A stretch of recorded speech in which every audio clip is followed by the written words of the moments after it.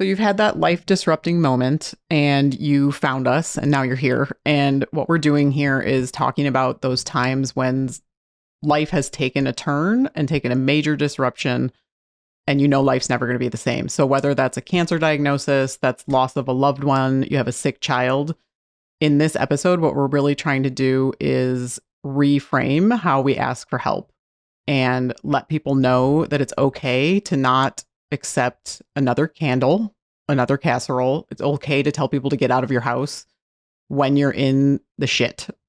And it's okay to ask for help specifically. And we're going to talk about my story and how we got here. So I'm Amy and Kristen's going to be kind of my co-host. And we're going to say exactly what was difficult for me to ask for and how I could have done it better. And in hindsight, how I would kind of recommend other people to do the same. And one specific call out is we have a special guest, Cappy, which is Kristen's dog, who really needs to know how to ask for help differently rather than whining for a bone or a walk, which you will hear throughout the episode. So please enjoy that while you listen to Let Me Know If You Need Anything, our debut episode.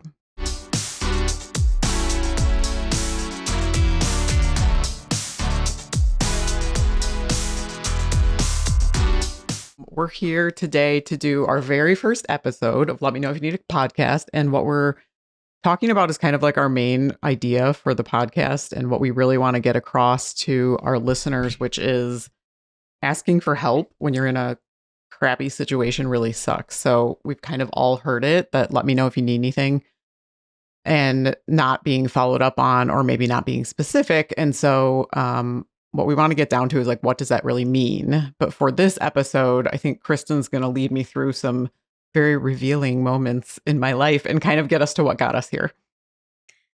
And before we get started, I just need to state the obvious.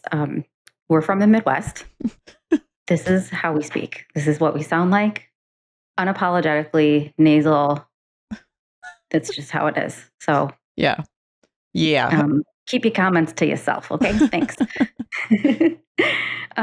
Thanks for setting the tone for that, Amy. I feel like no one knows more about this specific situation than you. I think no one in my orbit.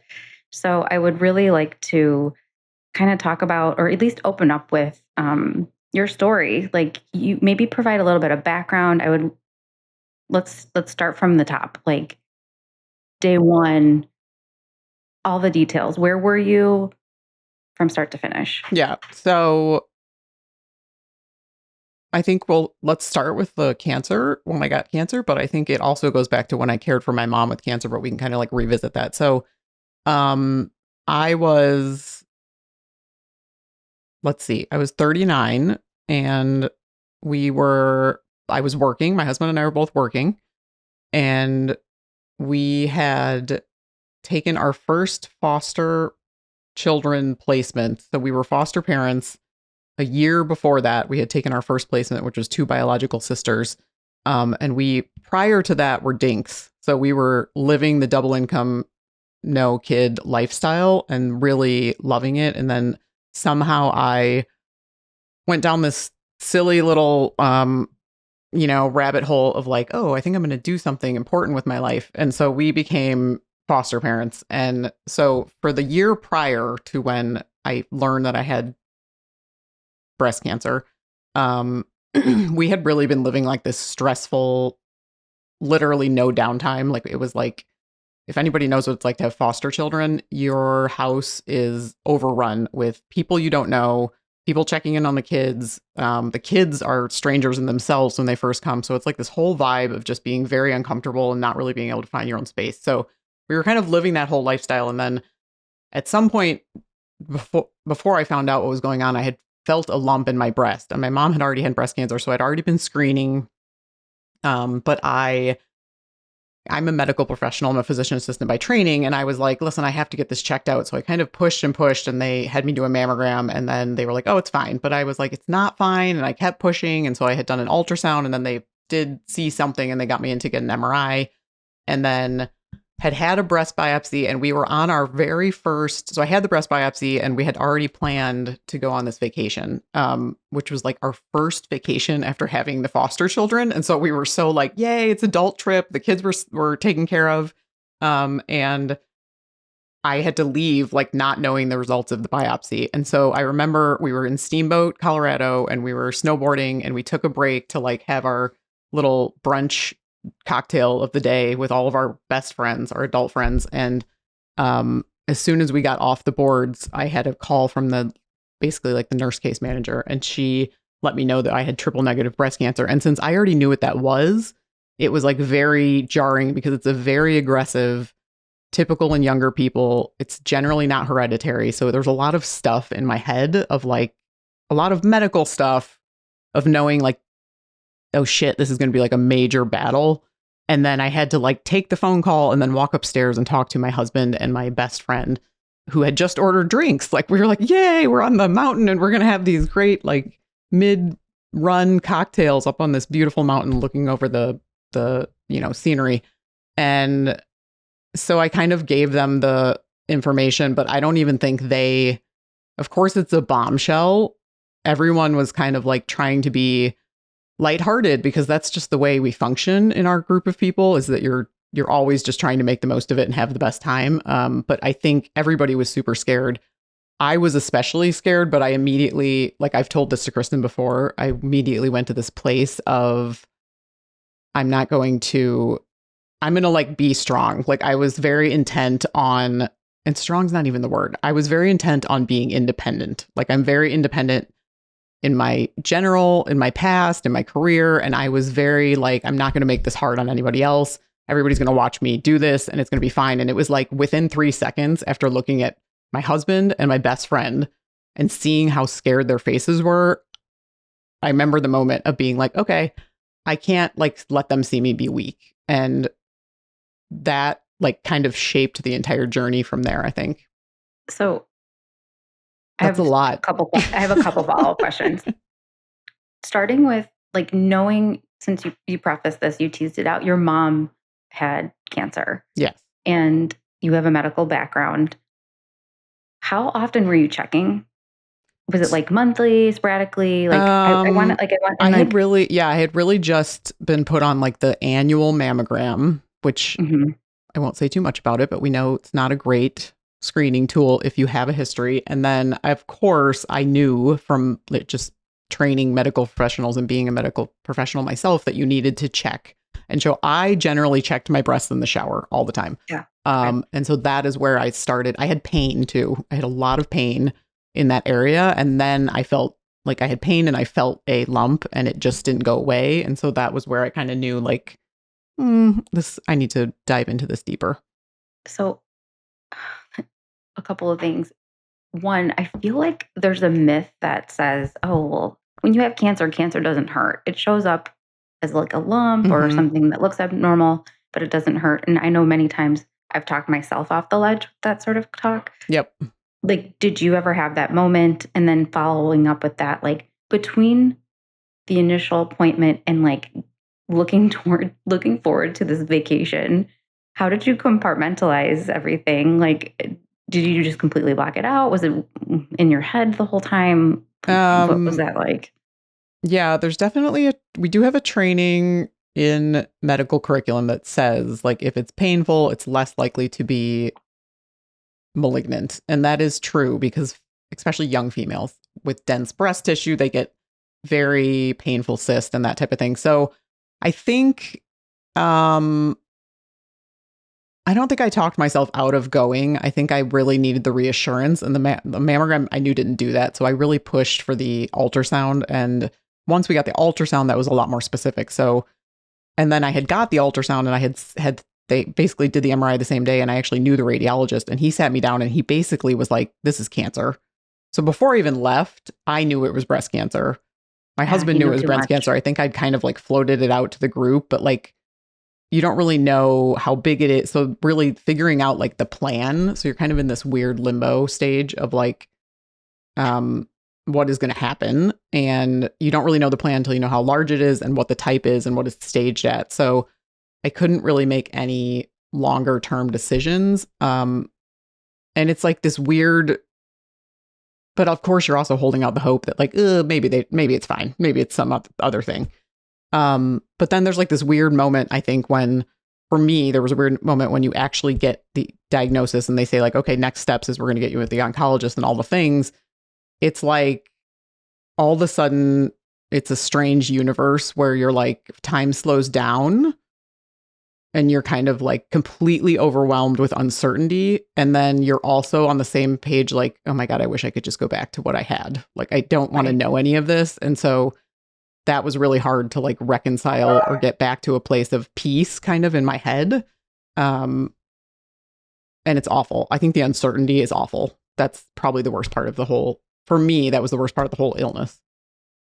I mean, that absolutely makes sense. I mean, I think I know you well enough, and I'm pretty much the same way. Like, control is a real wonderful thing when you have it, and when you don't have it, it's terrifying. Yes.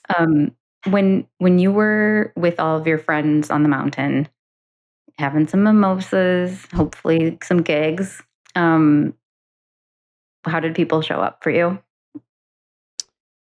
I mean, like initially, of course, everyone's like, what can we do? I remember everybody wanted to do this big like dinner that night. And I was like, no, I need to process. I can't be in huge groups. So my husband and I literally just went to dinner and went to bed. Like I had to be away from everybody. But then as soon as we got home, you know, then starts the whole process of like, you get a ton of people reaching out, and I was pretty open about what was going on. So I think as soon as I knew the plan, like as soon as I knew it was going to be chemo and then it was going to be surgery, I was on like generally on the socials, letting people know.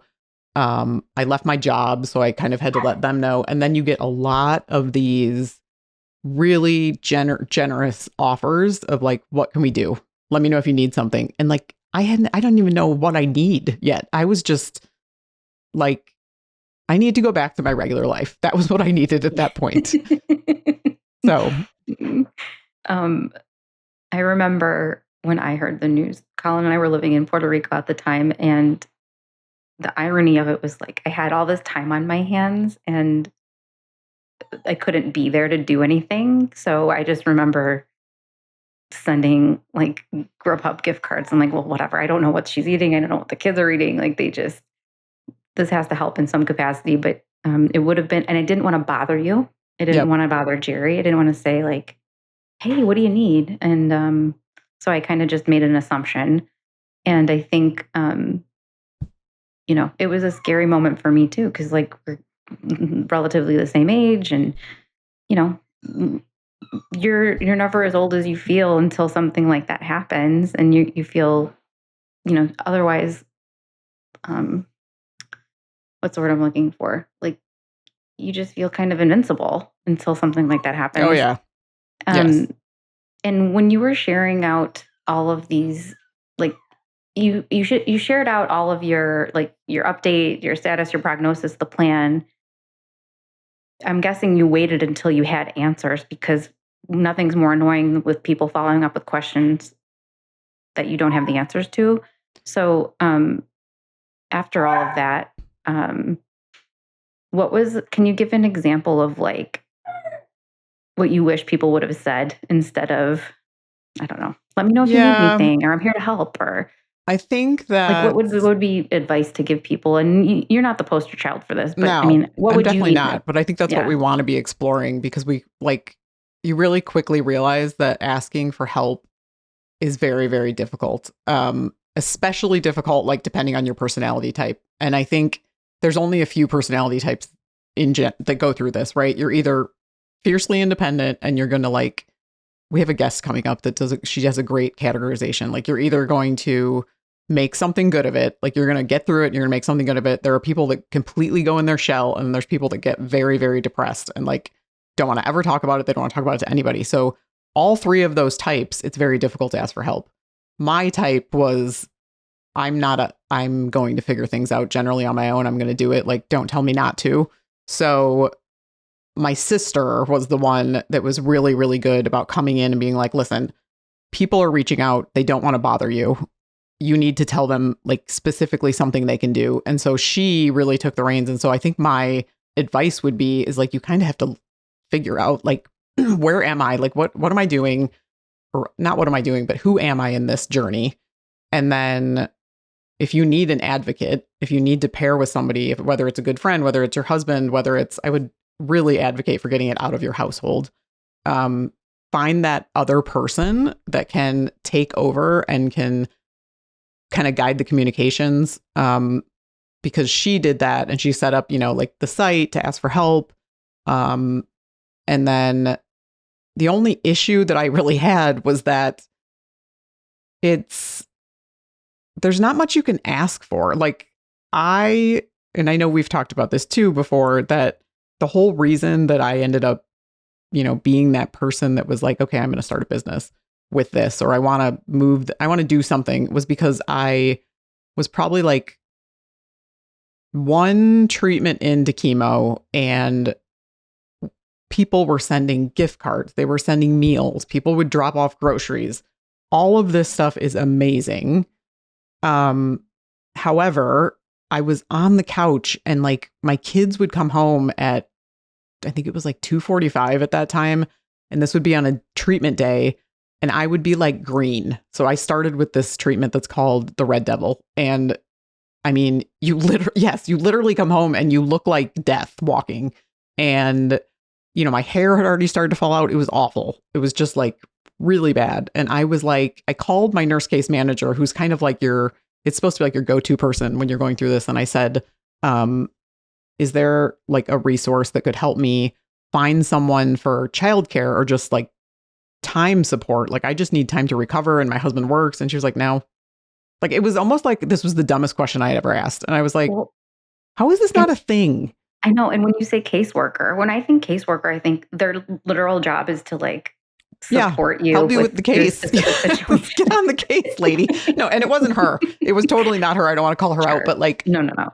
And the other funny thing about it was that I wasn't even asking for an insurance benefit. I was like, Right. I will pay cash, but is there someone that could just help me get these services arranged? Like, I just want someone to come maybe clean the house so my husband doesn't have to be doing that all weekend, or Right. somebody that could be here for a few hours a day. And of course, we can do these things on our own, but like, I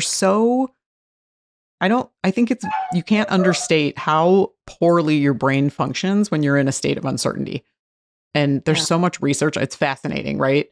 But if you don't know exactly what's going to happen, your brain is constantly thinking the worst case scenario. You're trying to get your brain out of that state. And so like on top of that, having people have to arrange these services for themselves, or like even just figuring out how to navigate their normal lives, is like extra stress. So, we didn't ultimately end up asking for help for those things, but I wish we had been able to. That's kind of like what our mission, I think, Kristen and my mission is, like, let people be able to say exactly what they need. So I think that answers your question, but basically we got a bunch of support that was also lovely. And then we ended up like spending my own time and effort and money to set up the other things we need as best we could. Let Me Know If You Need a Podcast is sponsored by Gift Well Soon. Do you have a friend who needs help but is too overwhelmed to ask for it? Let Gift Well Soon do the asking for them. Gift Well Soon, the care registry for life's toughest moments. Right. It's like you already have this massive disruption in your life on top of day-to-day responsibilities, your health, your internal dialogue. And meanwhile, Kristen's sending you scented candles that are making you feel nauseous, and now you got to deal with that. So yeah, that makes total sense. And I think to like piggyback on what you were saying, help shouldn't be hard, and let's figure out a way to make it easy. And one of the things that I've truly like absolutely love about you, Amy, is you're an ideas gal. And I love the fact of thinking of you green on the couch, just being like, how can I solve for this? And like, that's an Amy move for sure. Yeah. So I'm an ideas girl, but I need someone to carry them out. I can like list them and be like, we're going to do this and it's going to be so great, but somebody else needs to like follow through on that. We're working on it. I'm training myself, hopefully. Yes. So you kind of touched on this earlier, but I want to hear more about how your mom's story also kind of impacted that moment in time when you knew the diagnosis and you saw the looks on everyone's face and you're like, I have a decision to make. This is how I'm going to react to this. This is how I'm going to move forward. Let's hear about your mom's story and then how that kind of influenced you with your situation. Yeah. So my mom was diagnosed with a hormonal type of breast cancer. So that's more of a postmenopausal breast cancer. I think she was 67. My dad will call me out on this. Jerry Also, for Steinauer. I'm going to background for listeners, give him, yeah, there should be some background. We're going to no, circle there needs back. to be. There's so many backgrounds for this. Number one, Amy and I are friends from childhood. Our parents used to party together when they were young, Yep. and so we all know each other very well. And one other call out for everyone to keep confusion out of the way. Amy's dad's name is Jerry. Yep. And her husband's name is also Jerry. Mm-hmm. So moving forward, we'll be referencing them as Big Jer and Little Jer. I think that's probably the way to do that. We will never share this podcast with my husband. So he can never know that he's publicly known as Little Jerry. So we've known each other for a really long time. So Kristen kind of knows the background of my family and my story. And then we weren't like super close, I don't think, after college. I think we visited each other a few times and then we kind of lost touch, but came back together randomly because Kristen's mom, again, calling out the full name, Sharon Walker of Marseilles, Illinois. Kristen's mom is the ultimate host. Like, she is the ultimate, let me know if you need anything, and then she's going to do it. And we were coming up there to the area to stay, to see all of our friends and family in our hometown for Thanksgiving. And she invited us, meaning me, my 2 children, and my 2 dogs, to stay in her basement for the week of Thanksgiving. And that's when Kristen came and I was like in the family Thanksgiving, and then we kind of reconnected and chatted about what we were doing. So, we're circling back to what my mom, so she had, she had basically a blood clot. And then I think it was like a month later had this mini stroke, which was just kind of like dizziness. She went to the ER. They ended up doing a CT scan of her head, and she had all these lesions in her bones. And when she was diagnosed, it was very far advanced, and it is typical, right, to have, if you have an advanced cancer, you get what's called hypercoagulable. So you'll get clotting. Clotting can lead to strokes, can lead to like DVT. So that's when your calf gets really red and tight and swollen. So she had like the warning signs, but nobody really put it together that was what it was. And then about a month later, when they did the scan, they figured that out. And so it was quite a workup because it was very far advanced. They couldn't find like a primary lesion in her breast. They just biopsied somewhere else, and it was breast tissue. So they knew it was metastatic. But I was the medical professional. And so there was like never a question that I was going to be the one running the show. So I kind of took over, flew, to where she was. We brought her back to where we were, which was in Florida at the time. And I was already working in the medical field. So I kind of had all these contacts. So it was really easy for me to it's super great to have somebody on your team that's medical, because you can really summarize the information. And it's shocking to me when we would leave an appointment, my mom and dad would have no idea what was going on. Yeah. Well, that actually brings me back to what you said earlier, how when you first had your mammogram, you're like, no, I want to dive deeper. You advocate for yourself, because you know to do that. But I know myself, and I would probably be like your mom and dad and be like, okay, you're the experts. I don't know. I think that is so important to be curious. Yes. And so I really took over, kind of managing everything. Luckily, my dad was very, healthy at the time, and he was able to do a lot of the day-to-day. And she was really independent for a long time. So she really survived well. She had a great oncologist, and she had a good outpatient therapy until she passed in it was like COVID, right? March of COVID, which would have been 2020. 2020? Yep. Wait, so your mom was diagnosed in 2019? I think it was 2018. Okay. And then you were diagnosed in 2021? 2022. Okay. Foster children moved in 2021, which are God, now you my were really trying to children. make it Those easy are on now yourself. those are now my adopted children. But we had like, yeah, we basically had these 5 years of like stress upon stress upon stress upon stress.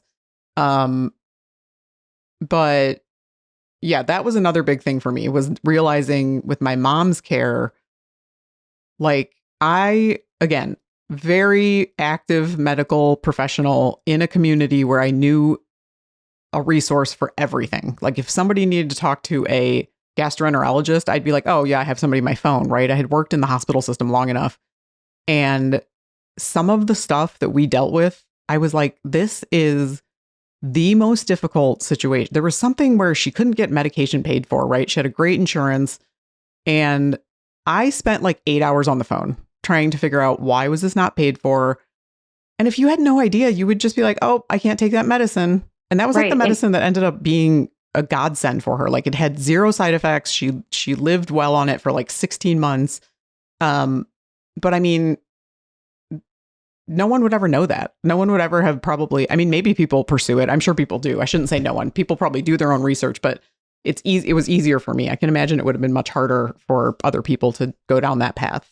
yeah, it was easy for you, yet still tedious and hard. And you Right. are on the inside. Like Right. that's insane. Totally insane. So Yeah. when you mentioned like there's three types of people that react to diagnoses like this, like the three buckets of like I'm gonna push through, I'm gonna retreat, or all those things. Yeah. What bucket did your mom fall in? Um, my mom, I think, was very, she wasn't like an anti-sharer, but she wasn't very open about it. I think she was the type of person that if she didn't have to think about it and she could just stay in her comfort zone, she was able to deal with it. But not to the point where like we couldn't bring up tough conversations. Like we had to have I had to, and I just made my dad do it too. Like you're going to be sucked into this death conversation. So you have to sit down and you have to More in say, another episode, people. yeah, you have to sit down and you have to say like all the hard stuff. Like, what do you want to happen when you die?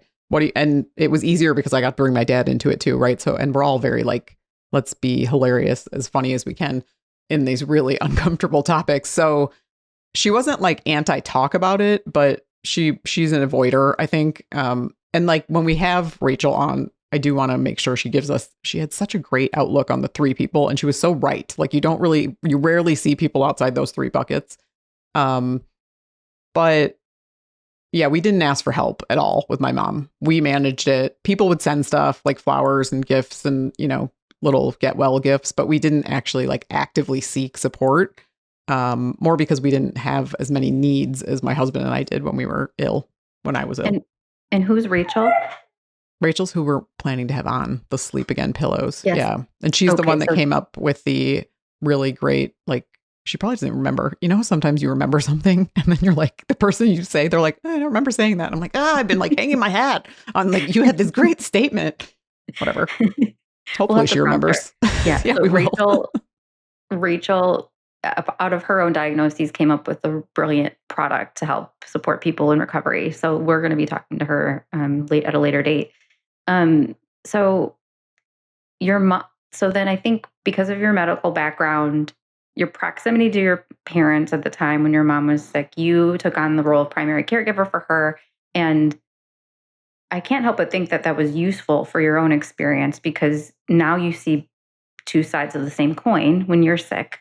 So, what did you take away from that experience to kind of add to your own, if anything? I mean, I'm Yeah. sure there's something, and I don't mean to put you on the spot, but there has to be some nuggets that stick in the back of your head. Yeah. I mean, I think one of the things that was really, when I was diagnosed, I was so worried about my husband. Like, and I think I was probably so worried about him because I had been the caregiver. And I remember how stressful it was to be sitting and thinking like, oh my God, is my mom okay? Like, is this okay? Is this the best choice? Are we doing the best thing? Um, and like, so when I was the patient, I was very like, I don't, don't worry about me, but like, let's constantly be wondering, is Jerry all right? Not that I took the time I needed, I think. Like, I would go hide in the room or I'd say, like, I can't do it today, But I think that's why getting like someone to help with the house and getting like stuff done. I needed stuff done. I needed him to have downtime. I needed all of us to be mentally sound. I didn't want any more stress in our lives. And that was part of it, was that I had lived through it and I didn't want him to like get overwhelmed, although he has a totally different personality. And I realize now that certain people are probably better caregivers. He is a better caregiver because he is very good at like, it'll be fine. Everything's going to be fine.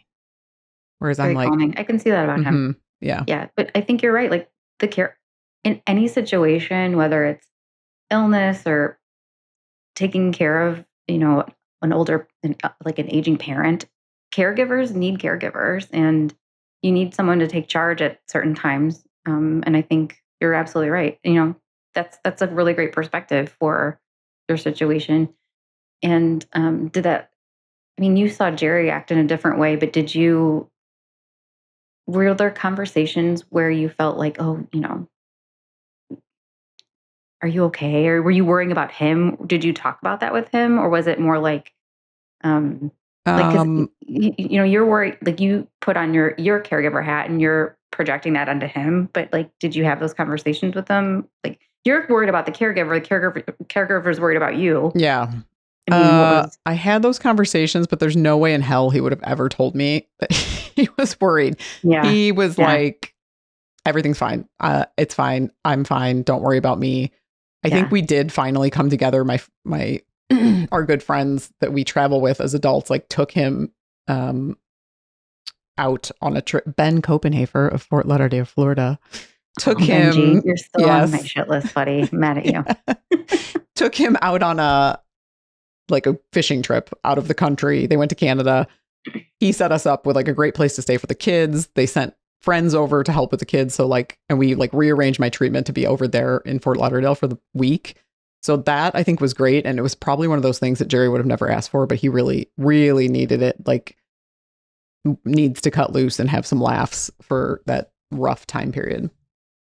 Um, so there's utility in probably asking, I mean, there's probably some sort of utility in being vulnerable in those situations, like saying, this is how I feel, or I need help, or even Jerry saying it.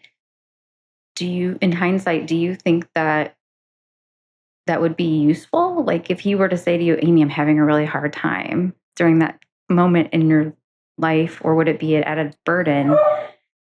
Because like I think part of the problem is no one's asking for help. Everyone's got this brave face on. And if we were all just kind of honest, Yeah. he wouldn't need to wait for Ben to take him for a fishing trip. He could just be like, I really need some time away. Like, Yeah. who's a trusted person that can like do that for me? Or, I mean, it's such a tricky subject. It's a tricky yeah. I situation. think vulnerability is an episode in itself. I think that should probably be a chat in itself. But I You do go put that on think, the list. yeah, I do think that if you don't in some way learn to be a little more authentic and vulnerable through any type of major life situation, you're probably holding things in that don't need to be held in.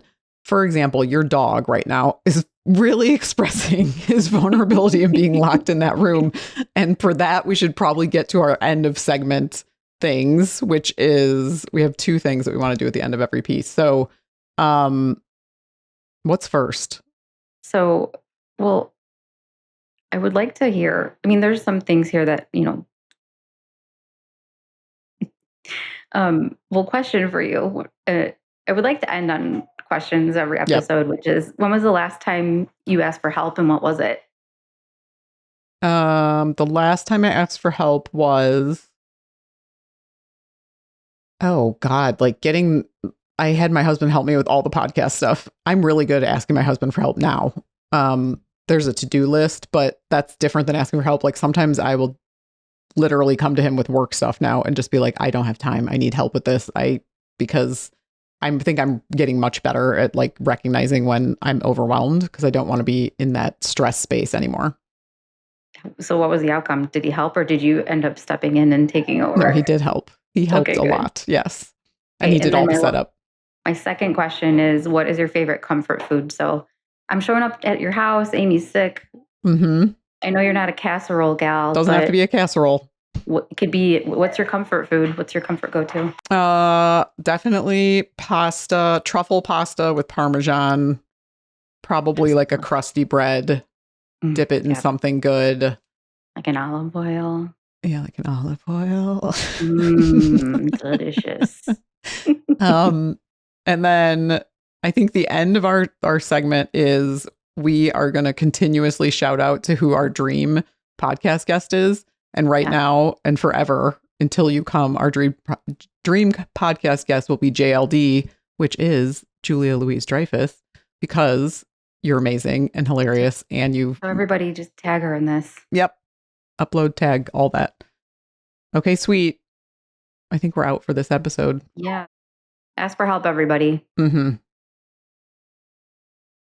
Thank you for joining us on our debut episode of Let Me Know If You Need a Podcast.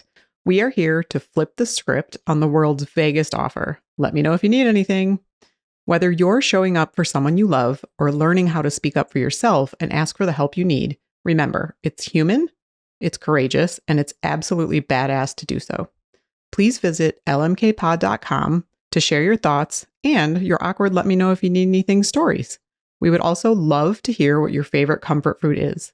Please like, subscribe, and share this podcast with someone who needs it.